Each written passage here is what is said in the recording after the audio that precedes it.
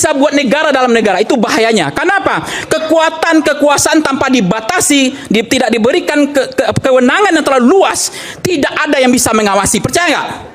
Bahkan kalau anggotanya pun melanggar, dia tidak bisa tindas. Dia tidak bisa akan adili. Kenapa? Kewenangannya tanpa batas. Jadi menurut saya, udah waktunya hari ini Kapolri itu direvisi semua undang-undangnya. Gak ada pilihan. Anda bisa lihat bagaimana manipulasi Sambo itu terjadi. Itu fakta atau bohong? Kanjuruhan itu dibunuh 130 orang. Percaya nggak? Tidak ada hanya maaf tanpa ada diikuti dengan hukuman yang setimpas dengan rakyat, ya kan? Tapi rakyat selalu ditindas, dipaksa, habis itu ngomong nggak mikir. Kata orang Minang mengatakan begini, mengecek dulu baru berpikir. Ya, habis itu baru ini enggak. Bahasanya begini kalau orang Minang, kita itu kalau ngomong mikir dulu, baru ngomong, habis itu nggak perlu minta maaf, betul nggak? Sama ngomong tadi kan ada buktinya semua, nggak ada yang salah. Kalau salah bisa ya bisa tidak juga kan? Tapi ini udah puncak sebenarnya, puncak sebenarnya. Jadi menurut saya hati-hati Pak Prabowo, ya. Bermain api seperti ini. Jadi menurut saya tidak ada kesetiaan lama itu, ada kesetiaan. Dua kesetiaan itu nggak ada. Yang ada hanya satu kesetiaan, ya kan? Jadi saya nggak tahu ini sampai kapan dibiarkan seperti ini.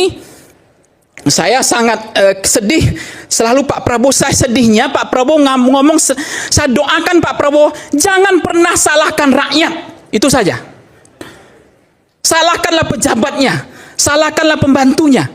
Apalagi bahasa-bahasa tadi muncul kudeta, ya terorisme itu oke, tetapi coba sampaikan bahwa kemarahan ini adalah karena pejabat Anda, ya, karena menteri Anda, karena anggota DPR Anda yang kemudian tunjangannya dinaikkan terus. Tahu nggak yang namanya Sri Mulyani? Kenapa dia bisa menjadi menteri seumur hidup? Sederhana saja.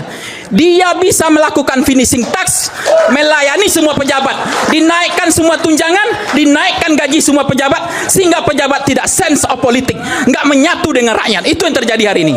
Betul nggak? Dia tidak menyatu. Artinya apa? Faktanya DPR kemarin konversi pers mengatakan kami nggak ngerti tunjangan 50 juta ini tiba-tiba datang ke kami.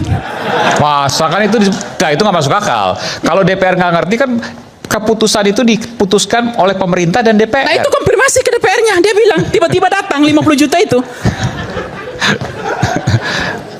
Itu fakta. Ya dua-duanya tahu lah setidaknya. Ada nggak anggota DPR hari ini yang miskin, hidup yang susah? Ada nggak polisi hari ini yang miskin?